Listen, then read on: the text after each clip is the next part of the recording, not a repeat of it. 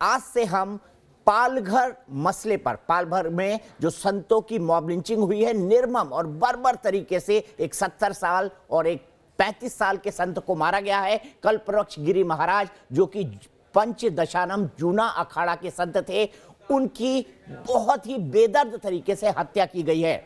हत्या के बाद सरकार इस बात में कि उन्होंने 101 लोगों को अरेस्ट कर लिया है, इस मामले में यहीं तक जाकर रुक गई है। उनका यह मानना है कि कार्रवाई हो चुकी है, लेकिन संत समाज बुरी तरह से गुस्सा है। सवाल यह है कि ऐसा क्या हुआ कि पालघर के ये लोग नरभक्षी बन गए? क्या यहां पर पहले भी इस तरह का इतिहास रहा है? पालघर में क्या धर्म परिवर्तन भी होता रहा है? लेफ्ट के प्रभुत्व वाला इलाका है और यहीं से इकलौते लेफ्ट के एमएलए, सीपीएम के एमएलए जो महाराष्ट्र विधानसभा में वो आते हैं, उनका नाम है विनोद निकोल। तमाम सवालों का पड़ताल करती हुई पालघर में ये जगह कैसी है, ये बताती हमारे आज के इस अपडेट को देखिए।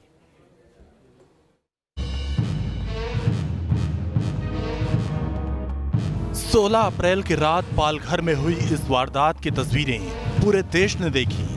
जूना अखाड़े के दो संतों की सैकड़ों लोगों की भीड़ ने पीट पीट कर हत्या कर दी थी और पुलिस देखती रह गई। इस वारदात के 5 दिन बीत चुके हैं, लेकिन महाराष्ट्र सरकार अभी भी मामले की लीपापोती में लगी हुई है। संत समाज की मांग के बावजूद महाराष्ट्र सरकार इस मामले की सीबीआई जांच को तैयार नहीं है। महाराष्ट्र के गृह मंत्री अनिल देशमुख ने पालघर केस की सीबीआई जांच के बजाय सीआईडी जांच के आदेश दिए हैं। क्या लगता है, क्या हो सकता है? आपने कहा साजिश हो सकती है, जांच होना चाहिए, बट प्रिलिमिनरी रिपोर्ट उस गांव के बारे में आपको क्या बताती है? फिर मैं कोविड पर आऊंगा सर। देखिए, प्रिलिमिनरी रिपोर्ट के अनुसार तो मैंने जैसे पहले ही बताया कि वहां पर सीपीएम का एक बड़ा इतिहास रहा है, हिंसा का, लोगों के ऊपर हमले करने का एक बड़ा इतिहास रहा है। और विशेष रूप से उनके विचारों के खिलाफ का विचार अगर कोई रखता है और ऐसे लोग अगर कोई कार्य भी करते हैं, अच्छा काम भी करते हैं, तो उनको वहां पर करने नहीं दिया जाता। और इसलिए ये सारा इतिहास को देखते हुए इसके पीछे क्या साजिश है, इसको तो ढूंढना ही पड़ेगा।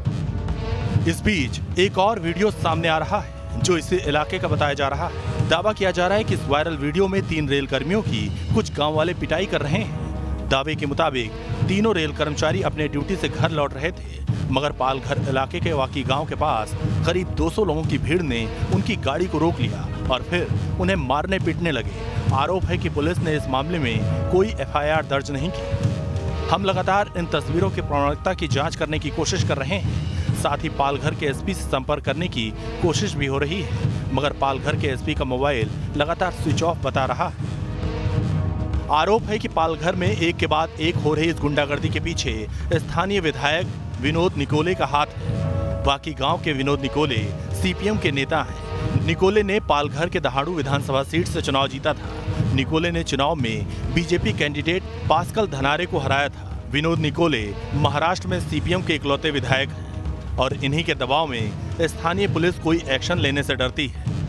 एक साधु संत जो यात्रा करते हुए जा रहे थे, उनको किस प्रकार से रात के अंधेरे में घेर करके उनकी नृशंस हत्या की गई, और वो भी पुलिस कर्मचारियों के सामने। शर्म का भी ये विषय है कि आज साधु संतों का भी जीवन एक राज्य सरकार या हम समाज उसको सुरक्षित करने की स्थिति में नहीं है। बीजेपी प्रवक्ता संबित पात्रा ने भी ट्वीट के जरिए आरोप लगाया। संबित पात्रा ने लिखा, महाराष्ट्र सरकार को जवाब देना होगा। एनसीपी और सीपीआईएम के नेता पालघर की उस अमानवीय भीड़ में क्या कर रहे थे? आप लोग गठबंधन की सरकार चलाते हैं, इसका अर्थ ये नहीं कि आप एक दूसरे के पापों पर पर्दा डालेंगे। संतों की हत्या या साजिश? जाहिर है जिस वक्त देश भर में कोरोना के कारण लॉकडाउन है और खासकर महाराष्ट्र में बढ़ते मामलों को देखते हुए चप्पे चप्पे पर पुलिस मौजूद है, ऐसे में सवाल उठते हैं कि लॉकडाउन के बीच महाराष्ट्र के पालघर में ये क्या हो रहा है? लॉकडाउन के बीच 300 से ज्यादा की भीड़ कैसे आ गई? गुंडों के सामने पुलिस क्यों सरेंडर कर रही है? क्या संतों की हत्या करने वाली भीड़ के पीछे स्थानीय नेता का हाथ है? क्या सीपीएम विधायक की शय पर जुटी थी कातिल भीड़? आखिर बीजेपी की सरकार बदलने के बाद आतंक क्यों फैला? सीबीआई जांच से क्यों बच रही है उद्धव सरकार? और सबसे बड़ा सवाल ये है कि आखिर अल्पसंख्यकों से जुड़े अपराध पर हाय तौबा मचाने वाली पॉलिटिकल पार्टियां और सेक्युलर नेता संतों की हत्या पर चुप्पी क्यों साधे हुए हैं? Team news nation. तो बड़ा सवाल है, इसमें अपराध कई सारे हैं। पहला, लॉकडाउन तोड़ा गया, तोड़ा ही नहीं गया, 200 लोगों की भीड़ इकट्ठा हुई। यही नहीं, उसके बाद भीड़ इकट्ठा होती है, कई देर तक, काफी देर तक वहां पर हाई प्रोफाइल ड्रामा चलता है। संतों को बचाने की कोशिश करने वाला पुलिसकर्मी ही उन्हें भीड़ के अंदर फेंक देता है। लॉकडाउन होना, उसके अंदर भीड़ का जुटना, हथियारों के साथ जुड़ना, डंडे के साथ जुड़ना, कुल्हाड़ी के साथ जुड़ना, जो रेती और फावड़े और जो खेती के उपकरण होते हैं उनके साथ जुड़ना। बताया जाता है कि आदिवासी प्रभुत्व वाला ये इलाका है, लेकिन यहाँ पर धर्म परिवर्तन भी एक बड़ा मुद्दा था। इन्हीं तमाम मुद्दों को लेकर हम चलेंगे। हमारे साथ एक बड़ा पैनल जुड़ा हुआ है। हमारे साथ बीजेपी के national spokes person Prem Shukla ji है, हमारे साथ विवेक विराट मुदगल जी हैं जो कि जाने माने संत हैं, मेरे साथ आचार्य विक्रमादित्य हैं जो कि हिंदू धर्मगुरु हैं, और साथ ही साथ मेरे साथ संजय गुप्ता हैं जो कि एक शिवसेना के समर्थक हैं। टेलीविजन पर पहली बार मैं आपको विनोद निकोले जी से मिलवाऊंगा, क्योंकि विनोद निकोले जी की पार्टी से जुड़े नेताओं पर आरोप लग रहे हैं कि उनके नाम इस एफआईआर के अंदर शामिल है। तो क्या सीपीएम के किसी स्थानीय नेता का इसमें हाथ है? क्या लेफ्ट इस हिंसा के पीछे लेफ्ट है? इन तमाम सवालों पर हम सभी लोगों से बात करेंगे। सबसे पहले विवेक विराट जी आपके पास आना चाहूंगा। क्या कहना चाहेंगे संजय गुप्ता को जिनके समर्थन वाली सरकार इस वक्त मुंबई में है? हिंदू हृदय सम्राट के बेटे उद्धव ठाकरे जी मुख्यमंत्री हैं, क्या कहना चाहेंगे विराट भाई? दीपक जी जैसी कि खबरें आ रही हैं, संतों की हत्या कर दी गई। मेरा कहना है कि संतों की नहीं, भारतीय सनातन संस्कृति की हत्या हुई है, भारत भूमि की हत्या हुई है, और वो भी एक ऐसे प्रदेश में जहां पे भगवा लेके सत्ता पे काबिज हुए हैं। वो हिंदू राष्ट्र सेना अपने आप को कहती है, वहां संतों की हत्या कर दी जाती है। और संत, कौन संत? जो हमारे दर्पण है, जो हमारे आईना है, जो संत जीवन जीने की प्रेरणा देते हैं, वो संत जो त्याग तपस्या दिखाते हैं, धैर्य सिखाते हैं, वो संत। ऐसे संतों की हत्या कर देना, हिंदू संस्कृति की हत्या कर देना, सनातन धर्म की हत्या कर देना, यह दर्शाता है कहीं ना कहीं षड्यंत्र किया गया है। कहीं ना कहीं उन लोगों का पर्दाफाश होता अगर वो संत जीवित रह जाते, क्योंकि वहां धर्म परिवर्तन कराया जाता था और वहां नक्सली आतंकवाद था। जिन नक्सली आतंकवाद के कारण धर्म परिवर्तन कराया गया इन मिशनरियों के द्वारा, उस मिशनरियों की आंखें खुल गई। उनको मालूम पड़ गया कि ये संत हमारे रास्ते का रोड़ा है, और उन रोड़ों को हटाने के लिए उन लोगों ने उनको चोर तक कह दिया, और उन लोगों ने उनको कहा कोई बच्चा चोर है, कोई अफवाह फैल गई। उनको यहां तक शर्म नहीं आई। जो संत देश का दर्पण होते हैं, जो संत जीवन जीने की इच्छा जागृत कराते हैं, जीवन जीने की प्रेरणा देते हैं, ऐसो संत की हत्या करवा दी गई। ठीक तो है, ये धिक्कार है। उस वीडियो को देख के रोंगटे खड़े हो जाते हैं। जितनी बुरी तरह से, जितनी क्रूरता से, जैसे इतनी बुरी तरह से तो कसाई भी बकरे को नहीं मारता, जितनी बुरी तरह से वहां की भीड़ ने मारा, वो भी लॉकडाउन के समय पूरा हिंदुस्तान बंद पड़ा है। ठीक है विराट जी, आपको रुकना होगा। इसी सवाल को लेकर मैं महेश तापसे जी के पास जाऊंगा। महेश तापसे जी, जवाब दीजिए। इतनी निर्ममता आपके राज में, साफ साफ जंगल राज, कानून और व्यवस्था का कोई राज नहीं, पुलिस वाला संतों को भीड़ के हाथों सौंप रहा है। महेश जी, क्यों ना आपके गृह मंत्री इस्तीफा दे? क्यों ना इसकी सीबीआई जांच हो? सरकार क्यों रिपोर्ट कर रही है, बताइए। कौन हो रहा दादा? दीपक जी, सबसे पहले तो मेरा नाम महेश तपासे है, तापसे नहीं, माफ कीजिएगा। अगर आप बोलेंगे तो तपासे बोलिएगा जी। और मैं सभी संत वर्ग के सभी महानुभाव नेताओं को बोलना चाहूंगा कि महाराष्ट्र ये छत्रपति शिवाजी महाराज की भूमि है, संतों की भूमि है। इस महाराष्ट्र की भूमि पे जिस प्रकार से संतों की हत्या हुई, उस बात का बेहद खेद बस काम चल गया खेत से। पार्टी छोड़ दीजिए, सरकार बाजू में छोड़ दीजिए।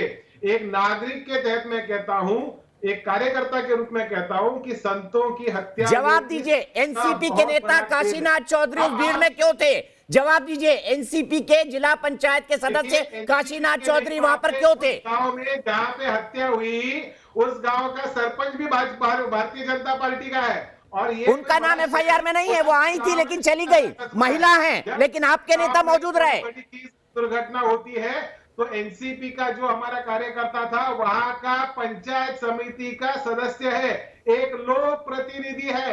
एक लोक प्रतिनिधि के तहत उसको पुलिस ने बुलाया, क्योंकि इतना बड़ा मॉब था।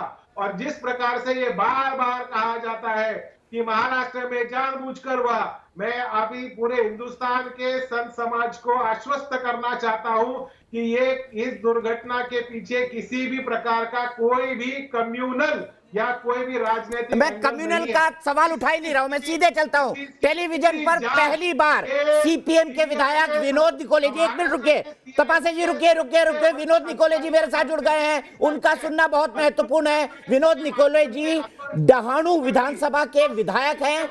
अरे भाई साहब तपासे जी रुक जाइए, तपासे जी का ऑडियो। विनोद निकोले जी एमएलए हैं डहाणू से, और यहां पर आरोप लगाया देवेंद्र फडणवीस ने कि लेफ्ट की हिंसा का यहां पर इतिहास रहा है। विनोद जी, आप इलाके के विधायक हैं, ऐसे कैसे हो सकते हैं वहां के निर्मम लोग कि किस इस तरीके से वहां पर हत्या कर दी जाए 2 संतों की, जिनमें से एक की उम्र 70 साल है? मैं विनोद निकोले बोल रहा हूँ जी बोलिए विनोद जी। हाँ, क्या था मामला, बताइए। हाँ, ये पालघर जिला में ग्रामीण क्षेत्र में कम से कम 15-20 दिन पहले से ये चोरों की अफवाहें फैलाई गई है।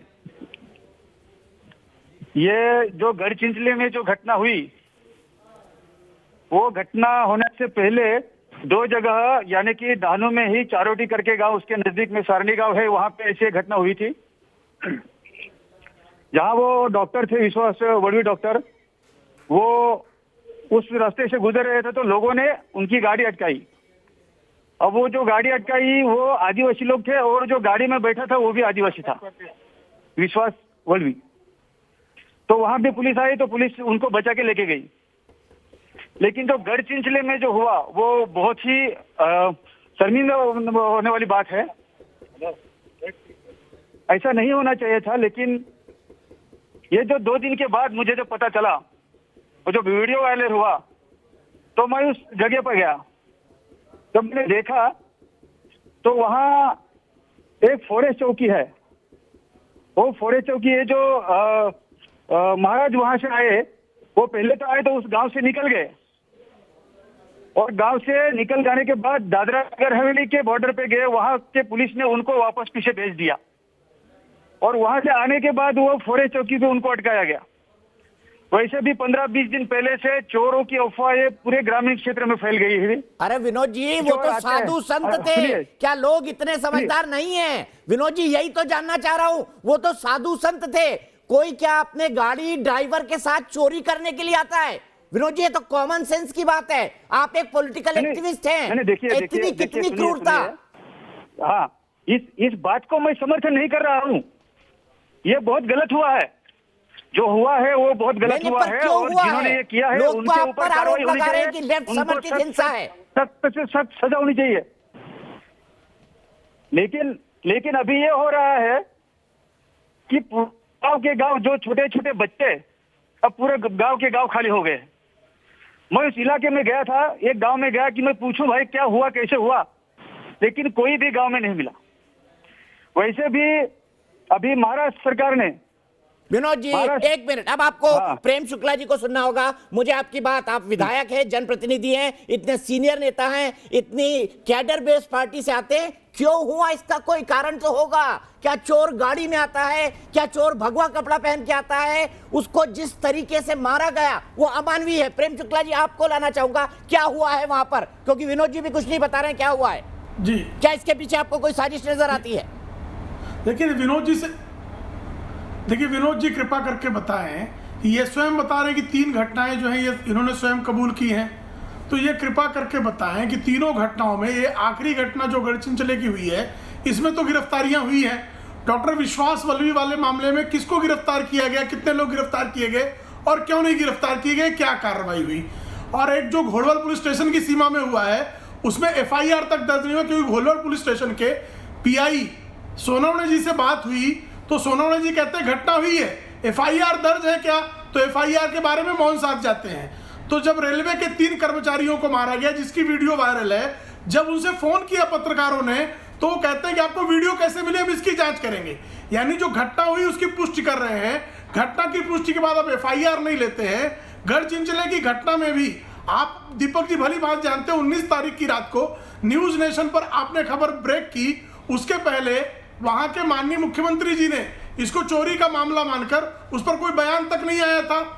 अभी जो तीनों संत, 2 संत और एक ड्राइवर मारा गया गरीब परिवार का, महाराष्ट्र सरकार ने 1 रुपए भी उनके परिजनों के लिए घोषित नहीं किया है। तो महाराष्ट्र सरकार की ये नीति क्यों है, कृपा करके बताएं। काशीनाथ चौधरी की वहां उपस्थिति, इस पर आप जो है गोल मटोल बात कर रहे हैं। वहां पर सीपीएम कार्यकर्ताओं के बारे में गोल मटोल बात कर रहे हैं। अगर विधायक जी को पता है कि चोरी की अफवाह फैल रही है, तो चोरी की अफवाह को रोकने की दिशा में उन्होंने, प्रशासन ने या पुलिस ने क्या कार्रवाई की और क्यों नहीं की, इसके बारे में कोई स्पष्टीकरण नहीं है। सिर्फ इस पर राजनीति मत कीजिए, इसको सांप्रदायिक कोण मत दीजिए, यही बात करते हैं। और पालघर के कोर्ट में जो है एक समुदाय विशेष के लोग, वो जो लोग भीड़ में थे जिन्होंने हत्या की, उनकी जमानत के लिए गए। क्या ये सत्य नहीं है? क्या उसके बाद भी इसको धार्मिक रंग नहीं प्राप्त होना चाहिए? बिल्कुल नहीं धार्मिक रंग देना चाहते, लेकिन एक समुदाय विशेष के समूह से अगर कोई जाके वकालतनामा दायर करता है और वो विशेष करके उस समुदाय विशेष का धर्मगुरु है,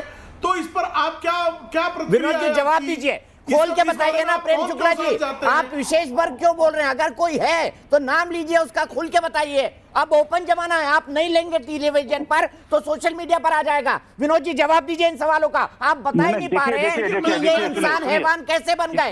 विनोद जी बताइए, आपके इलाके पॉलिटिकल इशू कुछ लोग बनाना चाहते हैं। मुझे सिर्फ इसका जवाब दीजिए, मुझे पॉलिटिकल इशू से कोई मतलब नहीं है। विनोद जी मुझे सिर्फ एक बात का जवाब दीजिए, मेरा सिर्फ एक बात का जवाब दीजिए, ये हो कैसे गया? 15-20 दिन पहले से।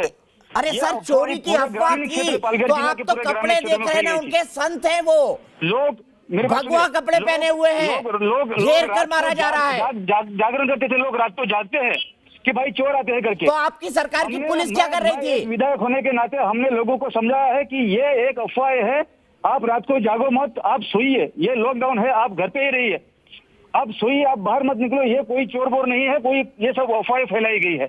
हमने हमारा कर्तव्य किया है, लोगों को समझाया। फिर भी इतने दिनों से लोग रात को जागरण कर रहे थे, उसी टाइम मैंने जैसा भी। अरे तो विनोद जी आपने क्या किया, पुलिस ने क्या किया, एसपी ने क्या किया, प्रशासन ने क्या किया? आप तो एक के ऊपर एक कानून तोड़ते रहे। गढ़चिंचले की घटना सुनिए, गढ़चिंचले की घटना होने से पहले 2 घटनाएं और हो चुकी थी। वहाँ ये तो है कि वहाँ किसी की जान नहीं, किसी को लगाना है, लेकिन इसकी कंप्लेंट पुलिस स्टेशन में दर्ज थी। पुलिस स्टेशन में नहीं दर्ज है सर। आपके एसपी सुबह से फोन बंद करके बैठे हुए हैं। मैंने 10 फोन लगाए, मेरे एडिटर रवि शर्मा ने 10 फोन लगाए, आपके एसपी फोन बंद करके बैठे हुए हैं। कोई ये बता नहीं सकता। विनोद जी मैं सिर्फ एक बात का जवाब चाहता हूं, ये हुआ तो हुआ कैसे? ये इंसान हैवान कैसे बन गए? सिर्फ ये बताइए। आपका इलाका है, बताया कि चोरों की अफवाह फैल गई थी। अरे लोग, आपकी पार्टी के भी नेता वहां पर मौजूद थे, एनसीपी के काशीनाथ चौधरी मौजूद थे, भगवा कपड़े पहने थे, 70 साल की उम्र थी। गाड़ी में चोर आते हैं क्या इलाके में? बताइए विनोद जी, लॉजिकल सवाल पूछ रहा हूं, गाड़ी में चोर आते हैं क्या? ये बात सही है कि कोई गाड़ी में, मतलब ऐसे 70 साल के बुजुर्ग है, वो चोरी के लिए नहीं आते हैं। ये लोगों को हमने लोगों को पहले समझाया कि ये चोरों की खाली अफवाह फैलाएगी, इसके ऊपर आप विश्वास मत रखिए, ये हमने बोला है। ठीक है, संत समाज को सुनिए। संत आपके पास कोई जवाब नहीं है। अफसोस विनोद जी, किस तरह से आप सीपीएम के विधायक, आपके पास आपके इलाके में इतनी नृशंस हत्या हो जाती है, उसका कोई जवाब नहीं है। ये जवाबदारी था कि ये सब घटना होने से पहले लोगों को गांव-गांव में जागरूक करना चाहिए था कि हम। तो आपकी सरकार ने किया क्यों नहीं? आप घर में सो, आपकी सरकार ने किया क्यों नहीं? आप सत्ताधारी पार्टी के हैं, विधायक होने का फर्ज क्यों नहीं निभाया? और कैसे इंसान हैवान बन गया वहां का, बताइए, जवाब दीजिए। देखिए, वहाँ जो काशीनाथ चौधरी जो एनसीपी के जिला परिषद सदस्य थे, उनसे भी मेरी बात हुई। उन्होंने भी लोगों को समझाने की कोशिश की, लेकिन इतने हजारों के तादाद के जो लोग थे वो किसी का सुन नहीं रहे थे। पहली बात तो वहाँ पुलिस थी, ये पुलिस के सामने हुआ। मुझे पुलिस वाले डाल रहे हैं, पुलिस वाले धकेल रहे हैं संत को, बताइए, जवाब दीजिए ना। ये है आपके इलाके की पुलिस, ये है आपकी सरकार कि संत को भीड़ के हवाले कर दो, 70 साल की उम्र, और आप चोर बता के मामला टालना चाहते हैं। जिन लोगों ने किया है उनके ऊपर सख्त कार्रवाई होगी। हमारे महाराष्ट्र के मुख्यमंत्री उद्धव ठाकरे साहब ने अच्छी भूमिका ली है, और आज यहाँ के गृह मंत्री ने 110 लोगों की यादी जाहिर कर दी है। ठीक है, अब रुकिए एक मिनट विनोद जी, सम्मान के साथ आपको रोकूंगा। हालांकि बिल्कुल अमानवीय काम हुआ है, इंसानियत के खिलाफ काम हुआ है।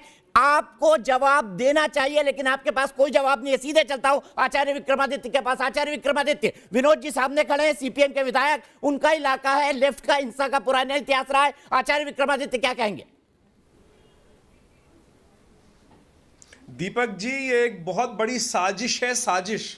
और पूरी तरह से जितनी देर मैंने आपको सुना, यहाँ पर इन सब लोगों को सुना, ये लीपापोती की कार्रवाई शुरू हो गई है। ये एक एक व्यक्ति जानता है जिस प्रकार से क्या काम किया गया है, कौन ये कर रहा है, जिस प्रकार से हिंदू धर्म के प्रति, संतों के प्रति रोष था वहां पर लोगों के मन में। ये 3 घंटे संत वहां रुके, ऑर्गेनाइज किलिंग की गई है, ऑर्गेनाइज किलिंग, इसको किलिंग बोलते हैं, ऑर्गेनाइज किलिंग की गई है। 3 घंटे तक वहां जो मिशनरीज काम कर रही हैं, जिस प्रकार से उन्होंने वहां की साधारण जनता के प्रति, जिस प्रकार से पिछले 70 सालों से सनातन धर्म के प्रति द्वेष भर दिया है मन में, सनातन पद्धति के भगवा के प्रति द्वेष भर दिया है, उन सब लोगों के मनोमस्तिष्क में ये बोल के, क्योंकि अब वनवासी प्रकल्प जो है, बहुत सारे ऑर्गेनाइजेशंस लोगों को समझाने का प्रयास कर रहे हैं, उसी से त्रस्त होकर इन लोगों ने, मिशनरीज ने वहां पर इन लोगों के द्वारा ये ऑर्गेनाइज किलिंग कराई है। इन लोगों को, संतों को वहां एक शिक्षा देने का प्रयास किया गया कि तुम इस क्षेत्र में आओगे तो मार देंगे और मार दिया गया है। और सारी सरकार पूरी तरह से इस वक्त वहां लीपापोती करने का काम कर रही है। जवाब दीजिए, आज देखिए 30 सेकंड जवाब दीजिए, सरकार के द्वारा क्या कहा, ये लीपापोती करने का कार्य किया जा रहा है। ये पूरी तरह से पिछले 5 सालों में क्या हुआ है वहां पर कि मोदी जी की जो कार्रवाई हुई, इन एनजीओ को, जो नक्सलाइट एरिया के एनजीओ हैं, इन सबको पैसा मिलना बंद हो गया है। जिस प्रकार से वहां पर जो इनके एक मिनट रुकिए आचार्य जी, रुकिए, मैं सीधे विनोद जी के पास करता हूं। विनोद जी जवाब दीजिए, क्या ये कोई षड्यंत्र है? क्या इसके पीछे ईसाई मिशनरीज है? ऐसी कोई नक्सलाइट ऑर्गेनाइजेशन वहां नहीं है। वहां पे जिस इलाके में, गढ़चिंचले में, जहाँ पे ये मतलब घटना हुई है, वहां पे अलग अलग पॉलिटिकल पार्टी के लोग हैं वहां पे। ऐसा कोई एक ही पॉलिटिकल पार्टी है कि उसके पीछे कोई ऐसा षड्यंत्र कुछ नहीं है। सिर्फ इतना बस ऐसे ही मार दिया। मैं बोल चुका हूं कि विनोद जी, चोर की सुनिए ना, बस ऐसे ही मार दिया, ऐसे ही मार दिया। मैंने पहली बात सुनी, बस ऐसे ही मार दिया। मैंने आपको बताया है कि इसके पहले जो 2 घटना हुई, वो जो एक डॉक्टर पे जो हमला हुआ, वो डॉक्टर कोई संत नहीं था, वो एक आदिवासी है। फिर भी आदिवासी लोगों ने उसके ऊपर हमला कर दिया। लोगों के मन में इतना ही सिर्फ था कि चोर लोग रात को घूम रहे हैं, उनकी गाड़ियां घूम रही है। अरे तो आप क्या कर रहे थे विनोद जी? मुझे बताइए, कौन सा चोर गाड़ी में आता है? ग्रामीण इलाके में कोई चोर गाड़ी से आएगा? बताइए ना विनोद जी, थोड़ा तर्क के आधार पर बात कर लीजिए। ग्रामीण इलाके में कोई व्यक्ति चोरी के लिए आएगा गाड़ी में बैठकर?